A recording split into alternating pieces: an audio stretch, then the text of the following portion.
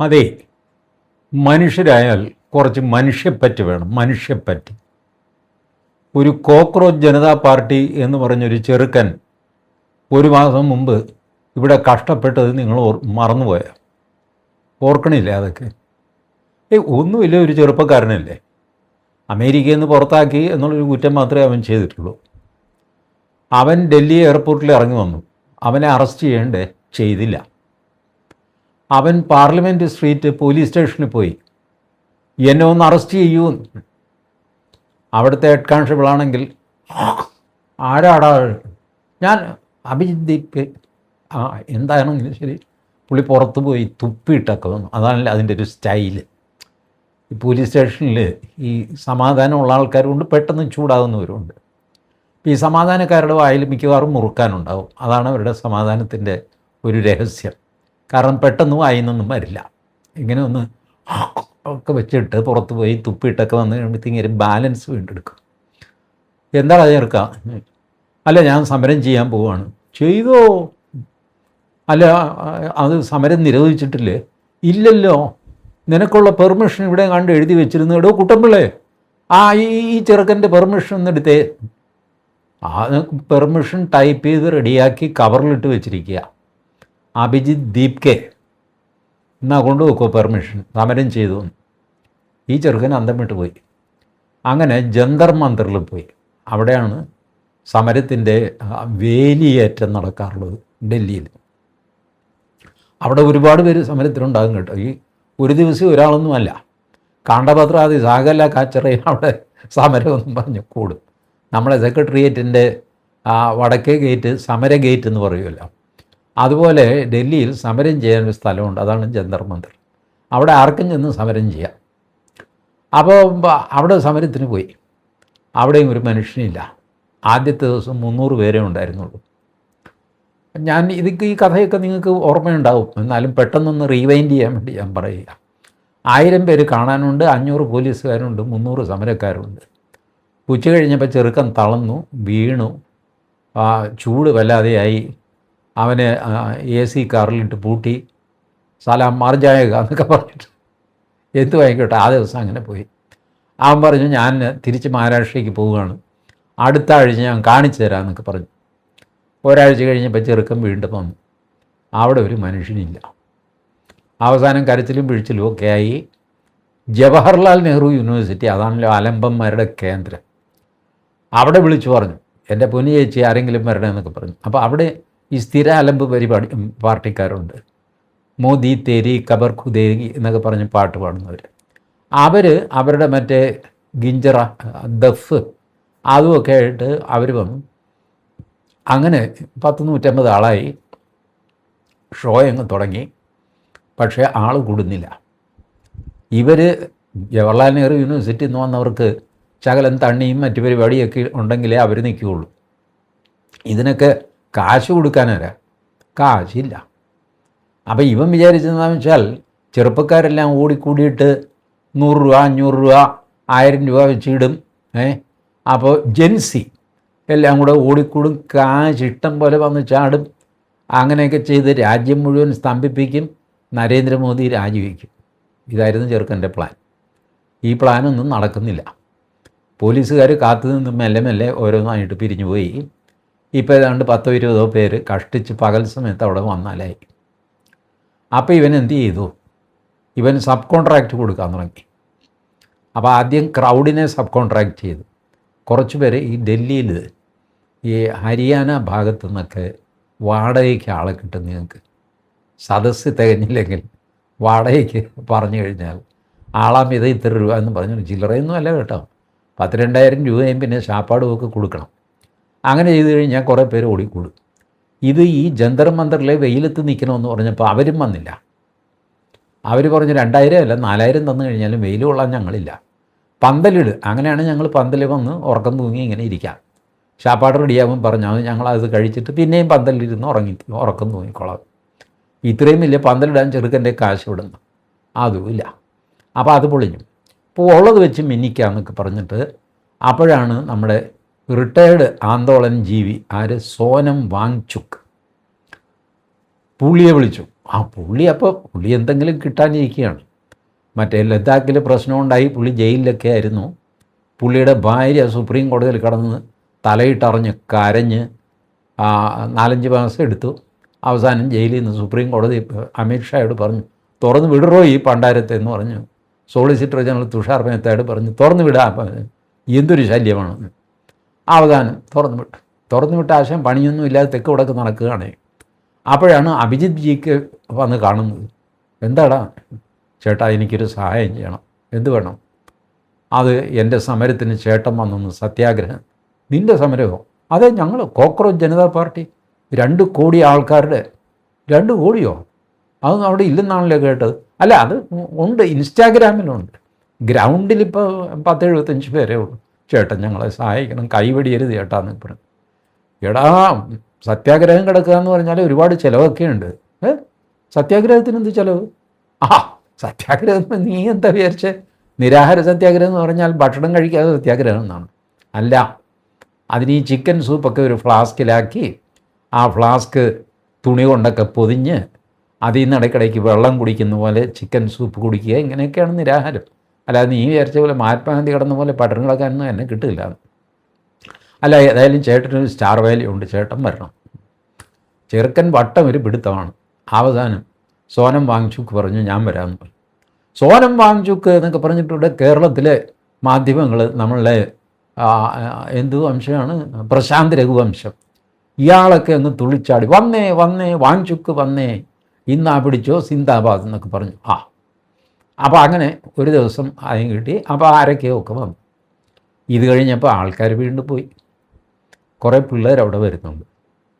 നമ്മുടെ ട്വിറ്റർ ഉണ്ടല്ലോ, എക്സിലൊരു ചെറുക്കൻ പോസ്റ്റ് ചെയ്തു. അവിടെ വരുന്ന കുറച്ച് പേരുടെ രഹസ്യം എന്താണെന്ന് ഞാൻ പറയാം. ഞാനവിടെ ഒന്നുക്കൊന്നരാടം പോകാറുണ്ട്, കയ്യിൽ കാശ് തടയുന്ന പോലെ. അവിടെ ചെന്ന് കഴിഞ്ഞാൽ ഉച്ച മുതൽ വൈകുന്നേരമൊക്കെ നിന്ന് വൈകുന്നേരമായി കഴിയുമ്പോൾ എന്തിനും ഒരുമ്പെട്ട് വരുന്ന പെങ്കൊച്ചുങ്ങൾ കുറേയുണ്ട്. My body my life my choice എന്നൊക്കെ പറയും ജാതി. അപ്പോൾ ഈ ജാതി പെണ്ണിനെ വലിയ കാശൊന്നും കൊടുക്കാതെ തന്നെ എവിടെയെങ്കിലും കൊണ്ടുപോകാൻ പറ്റും. കൊണ്ടുപോയി പെരുമാറിട്ട് തിരിച്ചു കൊണ്ടുവന്ന് രാത്രിയിൽ വിടുക. അപ്പോഴത്തേക്ക് പെങ്കൊച്ചൊരു അവശ്യ നിലയിൽ ആയിക്കോളും.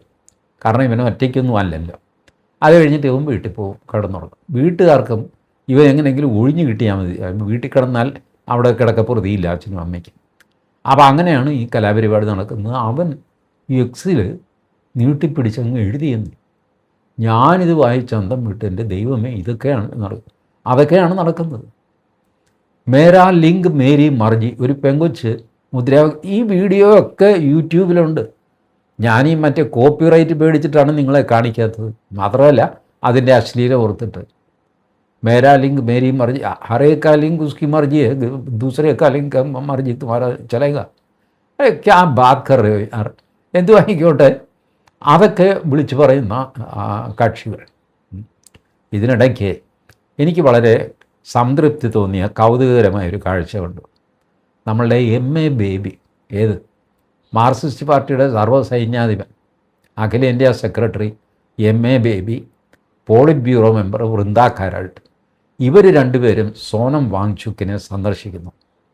അപ്പോൾ സോനം വാങ്ചുക്ക് ഒരു തലേണ വെച്ച് ചാരി നല്ലൊരു വെളുത്ത കവറൊക്കെ ഇട്ട് നല്ല സോഫ്റ്റ് മെത്ത, 5 സ്റ്റാർ ഹോട്ടലിൽ നിന്ന് മേടിച്ച മെത്തയാണെന്ന് തോന്നുന്നു.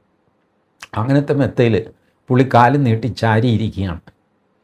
പുള്ളിയുടെ സൈഡിൽ MA ബേബി ചമ്രം പടിഞ്ഞിരിക്കുന്നു, കൈ 2 നീട്ടി മുട്ടിൽ വെച്ചിരിക്കുന്നു. മറ്റേ കുമാരനാശാൻ പറഞ്ഞില്ലേ, വിടവങ്ങളോടൊത്ത കൈകൾ തൻ തുടമേൽ വെച്ചും ഇരുന്നു സുന്ദരി. സുന്ദരി എന്നതിന് പകരം സുന്ദരൻ എന്നാക്കണം.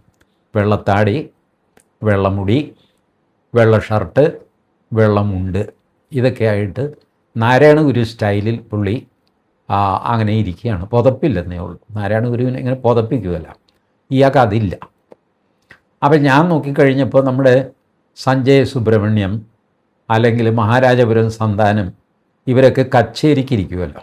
തോളത്തൊരു ഉത്തരീയം കൂടെ ഉണ്ടെങ്കിൽ നല്ല ഒന്നാന്തരം കർണാടക സംഗീത കച്ചേരിക്ക് ഇരിക്കുന്ന പോലെയാണ്. ബാലമുരളീകൃഷ്ണനല്ല, ബാലമുരളീകൃഷ്ണയ്ക്ക് ജുബ്ബയാണ്, ഷർട്ടല്ല. മിക്കവാറും ഞാൻ നോക്കിയിട്ട് ഏകദേശം ഒത്തുവരുന്നത് താടിയില്ലെന്നേ ഉള്ളൂ. മഹാരാജപുരം സന്താനം, തോളത്തൊരു തോർത്തോ ഒരു ഉത്തരീയം ഇട്ട് കഴിഞ്ഞാൽ മഹാരാജപുരം സന്താനം സർസസാമദാന എന്ന് പറഞ്ഞ് അങ്ങ് തുടങ്ങിയാൽ മതി. അപ്പോൾ ആ പോസിലാണ് പുള്ളിയിരിക്കുന്നത്. അതിൻ്റെ തൊട്ടടുത്ത് നമ്മളുടെ വൃന്ദാക്കാരായിട്ട് കാല് രണ്ടും പുറകോട്ടിട്ട് ഒരു കൈ കുത്തി ചാരിയാണ് ഇരിക്കുന്നത്. 36ക്ക് ചമ്രം മുടിഞ്ഞിരിക്കാൻ പ്രയാസമുണ്ടാകും. നമുക്കറിയാം വയസ്സായപ്പോൾ. ഞാനതൊരു കുറ്റമായിട്ടോ കുറവായിട്ടോ പറയുകയല്ല, ഇതൊക്കെ സ്വാഭാവികമായിട്ട് വരുന്നതാണ്. പക്ഷെ അവരും ചമ്രം മുടിഞ്ഞിരുന്നിരുന്നെങ്കിൽ നല്ലൊരു ചുവന്ന പൊട്ടുമൊക്കെ ഉണ്ടല്ലോ, എസ് സുബ്ബലക്ഷ്മി ഇരിക്കുന്ന പോലെ ഇരിക്കും. ബണ്ടൂറി തീക്കോലു അങ്ങനെ ആ കീർത്തനം പാടുന്ന ആ സ്റ്റൈലിലായിരിക്കും. അല്ലെങ്കിൽ ഒന്നും വേണ്ട, എ ബേബിയുടെ കൂടെ ഈ തമ്പുരു പിടിച്ചിട്ട് ഇങ്ങനെ മിണ്ടാതിരിക്കുമല്ലോ ഒരാൾ. ഈ തമ്പുരുവിൽ നിന്ന് ഒച്ച വരുന്നുണ്ടോ ഇല്ലെന്ന് പാട്ടുകാരന് മാത്രമേ അറിയാൻ പറ്റുള്ളൂ, നമുക്കറിയാൻ പറ്റില്ല. അതാണ് തമ്പുരുവിൻ്റെ ഒരു പ്രത്യേകത. അപ്പോൾ അങ്ങനെ ശ്രുതിയും സംഗതിയും ഒന്നുമില്ലെങ്കിലും നീ ഈ കുന്തവും പിടിച്ചിരിക്കണം അവിടെ എന്ന് പറഞ്ഞൊരുത്തനെ ഇരുത്തും. എന്നിട്ട് മറ്റേ ശ്രുതി ബോക്സ് വേറെ ഉണ്ടാകും, അതിൽ നിന്നാണ് ഈ ആശാൻ ശ്രുതി പിടിക്കുന്നത്. മറ്റവനെ ഒരു ഷോയ്ക്ക് ഇരുത്തിയിരിക്കുക. അങ്ങനെ വേണമെങ്കിൽ വൃന്ദാക്കാരായിട്ടൊരു ഷോ ആയിട്ടിരിക്കുക. എന്നിട്ട് ഇവരെന്തോ ഗൗരവമായിട്ട്, ഫോട്ടോയാണിത്, വീഡിയോ അല്ല, അതുകൊണ്ട് എന്തൊക്കെയോ ഗൗരവമായിട്ട് സംസാരിക്കും തോന്നുന്നു. ഈ സോനം വാങ്ചുക്ക് അലക്ഷ്യമായിട്ടാണ് ഏത് എ ബേബി എന്നുള്ള മട്ടിൽ അയാളുടെ മൊബൈലിലേക്ക് നോക്കി ചാരിയിരിക്കുകയാണ്. ഇതാണ് സീൻ. ഇത്ര വലിയ ഭൂലോകത്തിലെ കമ്മ്യൂണിസ്റ്റ് പാർട്ടിക്ക് വരുന്ന ഗതികേട് നോക്കണേ. സോനം വാങ്ചുക്കിൻ്റെ കാൽക്കൽ പോയിട്ട് ചമ്രം പിടിച്ചിരിക്കേണ്ട ഗതികേട്. എങ്ങനെയെങ്കിലും ഞങ്ങളെ ഒന്ന് രക്ഷിക്കുക. അവർക്കാളില്ലാഞ്ഞിട്ട് അവർ വിഷമിക്കുന്നു, ഏത് പാറ്റാ പാർട്ടി. അപ്പോഴാണ് ഇവരും കൂടെ വന്നിരിക്കുന്നത്. ഇവരുടെ ആവശ്യം ഇവർക്ക് കുറച്ച് ആൾ വേണം, ഇവർ തന്നെ ആളില്ല. എ ബേബി മറ്റേ പിണറായി വിജയൻ്റെ വീട്ടിൽ ED കയറിയല്ലോ, അന്ന് വൻ ബഹളം സമരമൊക്കെ. എ ബേബി ഒരു 8 പേരെ മറ്റോ കൊണ്ട് ഡൽഹിയിലൊരു സമരം നടത്തി, നിങ്ങൾ കണ്ടതല്ലേ? വയസ്സുകാലത്ത് മുടന്തി പോലീസുകാർ പിടിച്ച് വാനിൽ കയറ്റുന്ന സീൻ. എന്തിനാണ് ദൈവമേ ഇതിനൊക്കെ പോകുന്നത്? എന്ത് വായിക്കോട്ടെ, അത് അവരുടെ കാര്യം. അപ്പോൾ അവർക്കും ആൾ വേണം. ഇവിടെയാണ് ആൾ തീരെയില്ല. ഞാൻ പിന്നെയും വീഡിയോകൾ നോക്കി കഴിഞ്ഞപ്പോൾ ഒരു വീഡിയോയിൽ അഭിജിത്ത് ദീപ്കെ പ്രസംഗിക്കുന്നു. ഇവിടെ ഒരുപാട് പേര് കൂട്ടിയിട്ടുണ്ട്. ഹസാറോൻ ലോഗ് ഹാസിർ ഹെ, ഹസാറോൻ ലോഗിൻ്റെ ഒരു ലോങ് ഷോട്ട് പോലും കാണിക്കുന്നില്ല കേട്ടോ. അപ്പോൾ ഇതെടുത്ത യൂട്യൂബർ പറഞ്ഞു, കഷ്ടി ഒരു 150 പേര് അവിടെ ഉണ്ട്, 150 പേര്. ഇനി ഇങ്ങനെ പറഞ്ഞ ഹസാറോൻ ലോഗ് ആണെന്ന് വയ്ക്കും. പുള്ളി പറയുന്നത്, പലരും എന്നോട് ആവശ്യപ്പെടുന്നു, ഒരു 10 മിനിറ്റ് ഞങ്ങൾക്ക് സ്റ്റേജിൽ വന്ന് സംസാരിക്കാൻ അവസരം തരണം. പക്ഷേ അത് തരാൻ നിർവാഹമില്ല. കാരണം ഒരാളിന് 10 മിനിറ്റ് വെച്ച് കൊടുത്തു കഴിഞ്ഞാൽ 1000 പേര് സംസാരിച്ച് തീരുമ്പോഴത്തേക്ക് നരേന്ദ്രമോദി തന്നെ രാജിവെച്ച് പോവും. ആ സമയം എടുക്കുമല്ലോ. ഞാൻ ഓർത്തട ഇതിന് മാത്രം സമയം എടുക്കുന്നുണ്ടോ? 1000 പേർക്ക് 10 മിനിറ്റ് വെച്ച് കൂട്ടിയാൽ 10,000 മിനിറ്റ്. 10,000 മിനിറ്റ് നമ്മൾ ദിവസമാക്കി കണക്ട് ചെയ്ത് കഴിഞ്ഞാൽ 7 ദിവസമോ 8 ദിവസമോ മറ്റോ വരും. ഇത്രയേ ഉള്ളൂ. ഒരാഴ്ചയ്ക്കുള്ളിൽ നരേന്ദ്രമോദി താഴെ ഇറങ്ങുമെന്നാണ് ഈ ചെറുക്കൻ പറയുന്നത്. അതോ ഇവന് കണക്കാൻ അറിയാൻ പറ്റില്ല കേട്ടോ. എനിക്ക് അറിഞ്ഞുകൂടാ എന്തൊക്കെയാണ് ചെയ്യുന്നത്. അപ്പോൾ അതുകൊണ്ട് ഈ നരേന്ദ്രമോദി വരെ പോയിപ്പോവും എന്നുള്ളത് കൊണ്ട് പുള്ളി മൈക്ക് വേറെ ആർക്കും കൊടുക്കുന്നില്ല. സംഗതി എന്താണെന്ന് വെച്ച് കഴിഞ്ഞാൽ, ഒരു സ്റ്റേജിൽ കയറിയിട്ട് 2 വാക്ക് പറയാനറിയാവുന്ന ഒരു കൊച്ചനും അവിടെ ഇല്ല. ഇതാണ് സംഭവം. അടുത്ത ദിവസം സംഗതി വീണ്ടും മാറി. അഭിജിത്ത് ദീപ്കെ ഒരല്പം സങ്കടത്തിലും രോഷത്തിലും ഒക്കെ പറഞ്ഞു, ഇവിടെ ജന്തർ മന്ദിറിൽ 2 ടോയ്ലറ്റേ ഉള്ളൂ. ആ 2 ടോയ്ലറ്റും വൃത്തിയില്ല. സോനം വാങ്ചുക്കിന് പോകാനൊരു ടോയ്ലറ്റ് വേണം. വൃത്തിയില്ലെങ്കിലും വൃത്തിയുണ്ടാകും. ഇങ്ങനെയാണോടാ സമരം ചെയ്യുന്നത്? മഹാഭാഗ്യം. ഞാനുമൊക്കെ സമരം ചെയ്തതാണ്, ജയിലിലും പോയിട്ടുണ്ട്. ഈ അഭിജിത്ത് ദീപ്കെ പോലെ കള്ളപ്പരിപാടിയൊന്നുമല്ല, ആക്ച്വൽ ജയിലിൽ പോയതാണ്. അപ്പോൾ ഈ ഇത്ര വലിയ സമരത്തിന് ഇറങ്ങിയവന് ഒരു കക്കൂസ് കഴുകാൻ പറ്റുകയല്ലേ? ഒരു ബക്കറ്റും ചൂലും എടുത്തിട്ട് അതങ്ങോട്ട് വൃത്തിയാക്കണം. എന്നിട്ട് മാത്രമല്ല, ഈ നിരാഹാരം കിടക്കുന്ന ആളെന്തിപ്പോൾ ടോയ്ലറ്റിൽ പോകാനെന്താ ഇതിന് മാത്രം? മൂത്രമൊഴിച്ചാൽ പോരെ, വേറെ ഒന്നുമില്ലല്ലോ. ആരവിടെ എങ്ങാനും മൂലയ്ക്ക് തെങ്ങിൻ്റെ മൂട്ടിൽ പോയി മൂത്രമൊഴിക്കുക, ഇത് കവിഞ്ഞുള്ള കാര്യം എന്താ? അപ്പോൾ ഇയാൾ നല്ല ഭക്ഷണം കഴിക്കുന്നുണ്ട്, അതാണ് സംഭവം. പണ്ട് നമ്മുടെ സ്ഥിരം ടെക്നിക്കുണ്ടല്ലോ, ടോർച്ചിനകത്ത് ഏത്തപ്പഴം വെച്ച് കൊണ്ടുപോകുന്ന പരിപാടി, അങ്ങനത്തെ എന്തോ പരിപാടിയൊക്കെ ചെയ്യുന്നുണ്ട്. ആർക്കറിയാമെന്ന് ഇതൊക്കെ 24 മണിക്കൂർ ആരും ഇത് നോക്കിക്കൊണ്ടിരിക്കുന്നു. അപ്പോൾ ഏതായാലും ടോയ്ലറ്റ് വേണം ചേട്ടാ, ടോയ്ലറ്റ് തരാൻ പറഞ്ഞിട്ട് പോലീസുകാർ തരുന്നില്ല. അപ്പോൾ ഡൽഹി പോലീസ് പറഞ്ഞു, അല്ല, സമരം ചെയ്യുന്നവർക്ക് ടോയ്ലറ്റ് സപ്ലൈ ചെയ്യുന്ന ഏർപ്പാടൊന്നും ഇവിടെ ഇല്ല. പൊതു ടോയ്ലറ്റ് 2 ഉണ്ട്, അത് ഉപയോഗിച്ചോ. അതിൽ വെള്ളമില്ല എന്നൊക്കെ പറയുന്നത് കള്ളമാണ്. ഡൽഹി മുനിസിപ്പാലിറ്റി എല്ലാ സ്ഥലത്തും വെള്ളം കൊടുക്കുന്നുണ്ട്, അതിലും വെള്ളമുണ്ട്. അതിവൻ്റെ ഗമയ്ക്ക് പോരാ. ആ ദിവസം അങ്ങനെ പോയി. അടുത്ത ദിവസം അഭിജിത്ത് ദീപ്കെ വീണ്ടും കരയാൻ തുടങ്ങി. ഇതെന്തൊരു അന്യായമാണ്, ഇതാരും കാണുന്നില്ലേ? ഒരു പോർട്ടബിൾ ടോയ്ലറ്റ് ഇവിടെ കൊണ്ടുവരാൻ പോലീസ് സമ്മതിക്കുന്നില്ല. അവരോ ടോയ്ലറ്റ് തരുന്നില്ല, ഞങ്ങളൊരു പോർട്ടബിൾ ടോയ്ലറ്റ് കൊണ്ടുവരാമെന്ന് വിചാരിച്ച് അത് സമ്മതിക്കുന്നില്ല. എന്തിനു പോർട്ടബിൾ ടോയ്ലറ്റ്? ഈ സോനം വാങ്ങിച്ചൊക്കെ പോർട്ടബിൾ അല്ലേ, അയാൾ എണീറ്റ് നടക്കാമല്ലോ. ടോയ്ലറ്റ് ഇരിക്കുന്ന സ്ഥലത്തേക്ക് അയാൾ പോവുകയല്ലേ വേണ്ട, അല്ലാതെ ടോയ്ലറ്റ് ഇങ്ങോട്ട് കൊണ്ടുവരുന്ന എന്ത് പരിപാടി? മാത്രമല്ല ഇതിനകത്ത് വല്ല ബോംബോ ചേമ്പോ വല്ലതും വെച്ചിട്ടുണ്ടെന്ന് എങ്ങനെ അറിയാം? അതുകൊണ്ട് പോലീസുകാർ പറഞ്ഞു ഇവിടെ ഈ സാധനമൊന്നും കൊണ്ടുവരാൻ പറ്റില്ല എന്ന് പറഞ്ഞു. ജന്തർ മന്ദറിൽ എനിക്കിപ്പോഴും മനസ്സിലായി, ഈ സോനം വാങ്ങിച്ചൊക്കിന് എവിടെയെങ്കിലും പറമ്പിൽ പോയാൽ പോരെ.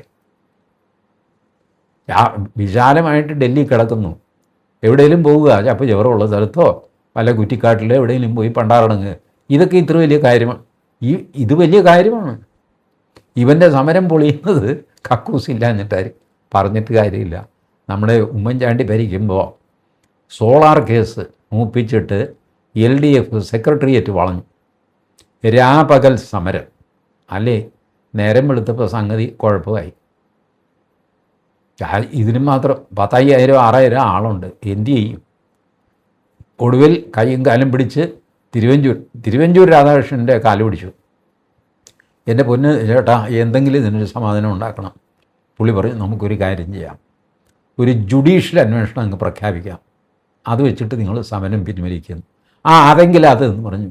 ജുഡീഷ്യൽ അന്വേഷണം പ്രഖ്യാപിച്ചു. LDFകാർ പിരിഞ്ഞുപോയി. സംഭവം ഈ ടോയ്ലറ്റാണ് പ്രധാന കാരണം, വേറെ ഒന്നും ഉണ്ടായിട്ടില്ല. അപ്പോൾ ഈ ടോയ്ലറ്റ് സമരക്കാർക്ക് അത്യന്താപേക്ഷിതമായൊരു സാധനമാണ്. ഇനി ഓരോരുത്തരും ഇൻഡിവിജ്വൽ ടോയ്ലറ്റ് പുറകിൽ വെച്ച് കെട്ടിയിട്ടോ അങ്ങനെ വല്ലതും വേണം സമരത്തിന് പോകാൻ. അല്ലാതെ ഇപ്പോൾ സ്ഥലമില്ല എന്ന് പഴയ കാലമാണ്. ഞാനൊക്കെ സമരം ചെയ്യുന്ന കാലത്ത് തിരുവനന്തപുരം സിറ്റിക്കുള്ളിൽ നമുക്ക് എവിടെയെങ്കിലും ഒരു മൂലയ്ക്ക്, ഈവൻ പുത്തരിക്കണ്ടം മൈതാനത്തിൻ്റെ പുറകുവശത്ത് പോവാം, അതറിയാം, കിഴക്കേറ്റത്ത് കാടൊക്കെ പിടിച്ച് കിടക്കുക. അപ്പോൾ ഇങ്ങനെയൊക്കെ സൗകര്യം. ഇപ്പോൾ അത് സൗകര്യങ്ങളൊന്നുമില്ല. എല്ലാം ടൈൽസൊക്കെ ഇടുകയും എന്തൊക്കെയോ ചെയ്ത് അവിടെ ഇവിടെ ഒന്നും പരസ്യമായിട്ട് മൂത്രമൊഴിക്കാൻ നിർവാഹമില്ല, ഒന്നും ചെയ്യാൻ പറ്റാത്ത അവസ്ഥയാണ്. അപ്പോൾ ഡൽഹിയുടെ കാര്യം ആലോചിച്ച് നോക്കിയേ. അവിടെയാണ് സോനം വാങ്ചുക്ക് പോയി കുടുങ്ങിയിരിക്കുന്നത്. അതിന് കൂട്ടു നിൽക്കാൻ MA ബേബിയും ഒന്നും പറയണ്ട. ഇതൊക്കെ കഴിഞ്ഞപ്പോൾ എൻ്റെ ദൈവമേ, നമ്മുടെ വലിയ തമ്പുരാൻ വന്നു. ആര്? യോഗേന്ദ്ര യാദവ്. പുള്ളി സമരം എന്ന് കേട്ടാൽ വരാതിരിക്കുമോ? ഇതൊക്കെ ഒന്ന് മൂക്കട്ടെ എന്ന് വിചാരിച്ചിട്ടാണ് പുള്ളി വെയിറ്റ് ചെയ്തത്.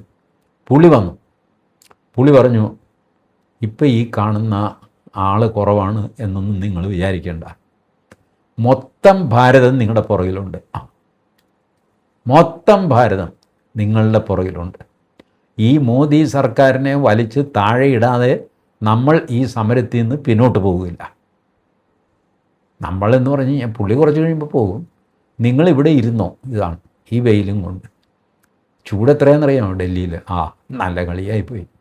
ഏതായാലും യോഗേന്ദ്ര യാദവും വന്ന് ഒരു പ്രസംഗവും 2 കവിതയൊക്കെ ചൊല്ലി. പുള്ളി ഈ നമ്മുടെ സുനിൽ പി ഇളയിടം ലോക്കലാണ്, അന്താരാഷ്ട്ര സുനിൽ പി ഇളയിടമാണ് ഈ യോഗേന്ദ്ര യാദവ്.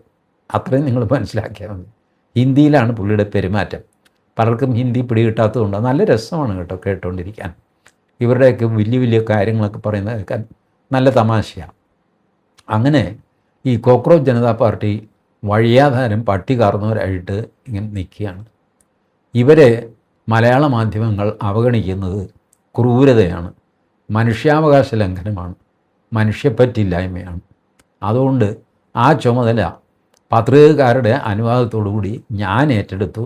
ഇടയ്ക്കിടയ്ക്ക് ഈ പാറ്റ പാർട്ടി എവിടെ എത്തിയിരിക്കുന്നു? പാറ്റ മലന്ന് കിടക്കുകയാണ്. മലന്ന് കിടന്നു കഴിഞ്ഞാൽ പാറ്റയ്ക്കൊന്നും ചെയ്യാൻ പറ്റില്ല. ചുമ്മാ കൈയും കാലും ഇട്ട് ഇങ്ങനെ അടിച്ചുകൊണ്ട് എത്ര ദിവസം വേണമെങ്കിലും കിടക്കും, ചാകുകയും ഇല്ല, മലന്ന് തന്നെ കിടക്കും. ആരെങ്കിലും കമത്തി വിട്ടാൽ മാത്രമേ പാറ്റയ്ക്ക് ഓടാൻ പറ്റുള്ളൂ.